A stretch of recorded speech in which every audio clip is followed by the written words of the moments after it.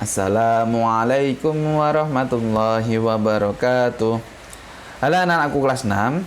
Kali ini Us Rizal akan menerangkan materi tentang kode rahasia, hubungan bilangan biner, dan bahasa pemrograman.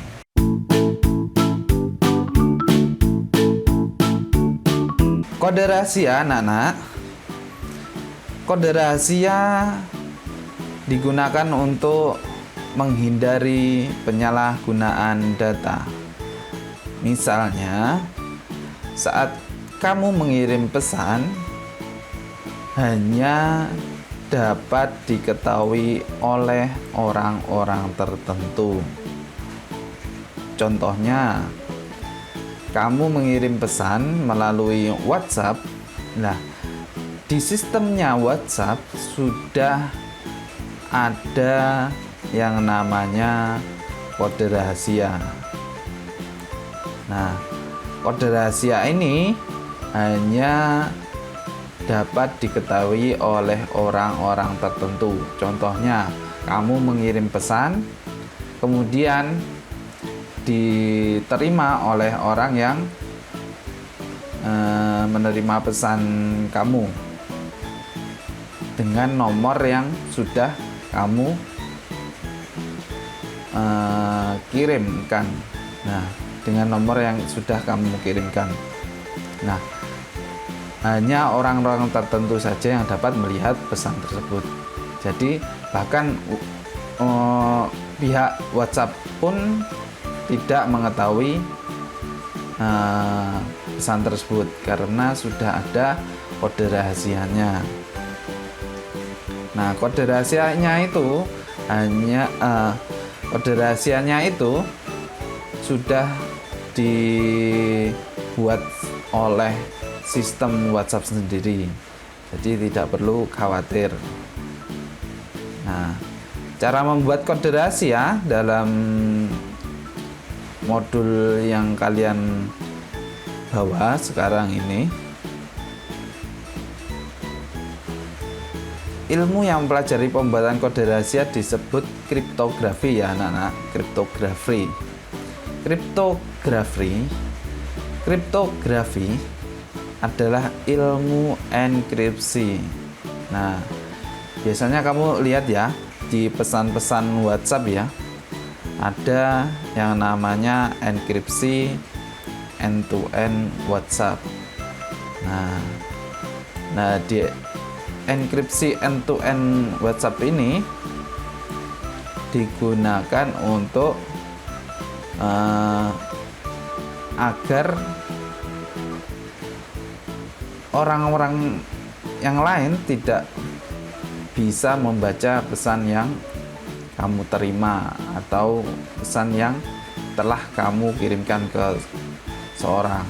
Nah, contohnya seperti ini.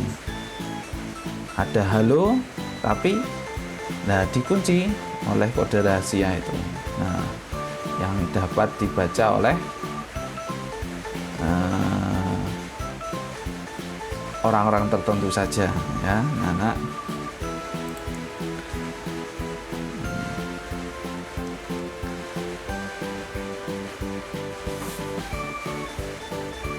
Nah, ada juga yang namanya dekripsi. Dekripsi digunakan untuk membaca pesan yang telah dienkripsi. Nah, ini yang menerima pesan, orang yang menerima pesan ini menggunakan dekripsi. Nah, dekripsi digunakan untuk membaca pesan menggunakan ini sudah tertata di sistemnya WhatsApp, jadi kamu tidak perlu khawatir pesan yang telah kamu terima itu hanya dapat dibaca oleh orang yang menerima pesan. Jadi orang-orang di luar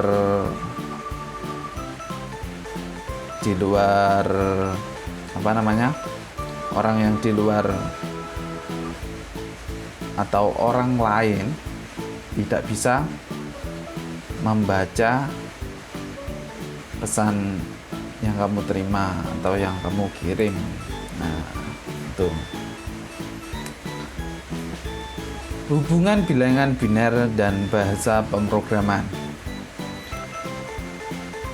Bilangan biner adalah sistem bilangan 2 digit, 0 dan 1. Bilangan biner merupakan dasar dari semua sistem bilangan berbasis digital. Contohnya komputer. Nah, di dalam komputer ini anak-anak yang kamu pakai setiap hari atau kamu gunakan untuk belajar, ini ada yang namanya bilangan biner. Nah, bilangan biner ini yaitu angka 0 dan 1 saja. Jadi digunakan untuk apa?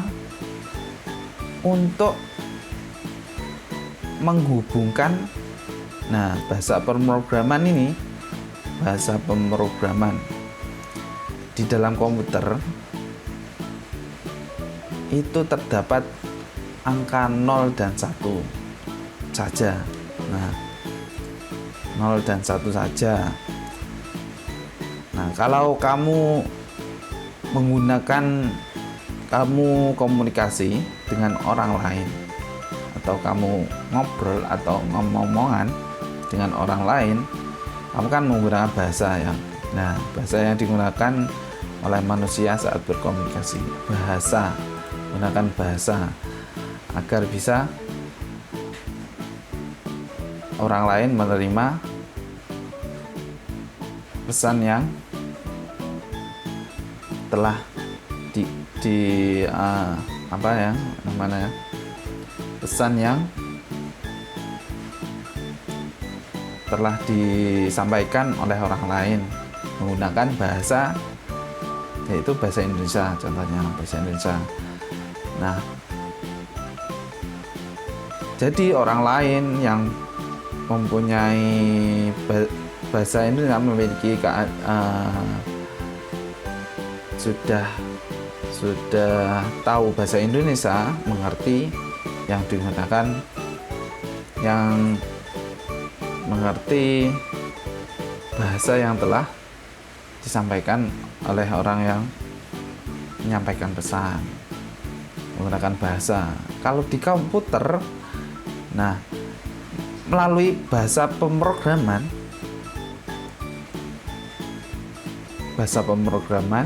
yaitu menggunakan bilangan biner, menggunakan bilangan biner 0 dan 1. Nah, para ahli kemudian menciptakan bahasa pemrograman agar manusia dapat berkomunikasi dengan mesin. Bahasa pemrograman ini digunakan untuk menulis program dalam proses yang disebut programming. Nah, ini. Jadi, bahasa pemrograman seperti ini. Kamu bisa lihat apa rumitnya dalam bahasa pemrograman, kemudian diolah oleh bilangan biner, baru bisa membuat program komputer seperti game atau Microsoft Word. Ini digunakan oleh bahasa pemrograman dulu, kemudian yang menghubungkan antara manusia dengan mesin di dalam komputer yaitu bilangan biner ini. Bilangan biner angka 0101 ini, hanya 2 angka ini yang bisa menghubungkan bahasa pemrograman dengan program di komputer. Nah, ada banyak bahasa pemrograman yang biasa digunakan pada komputer. Nah, nanti kamu kalau sudah mengetahui ini, HTML, CSS, JavaScript, PHP, Python, dan lain sebagainya. Nah, ini bahasa pemrograman ini, C++ ini.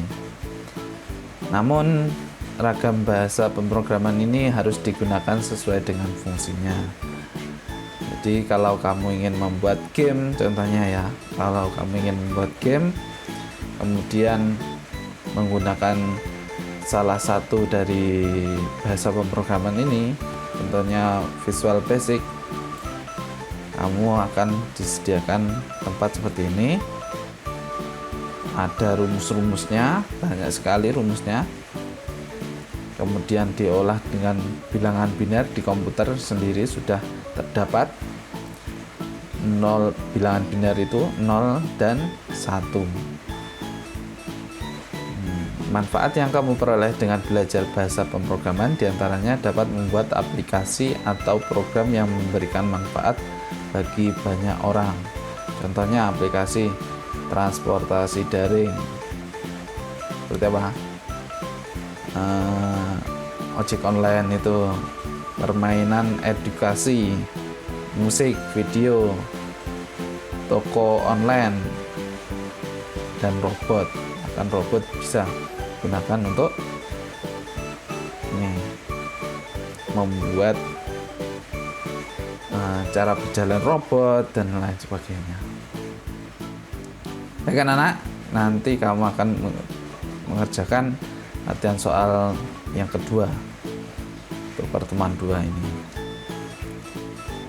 Kamu baca dan pahami, dan lalu dapat mengerjakan latihan soal 2 ini.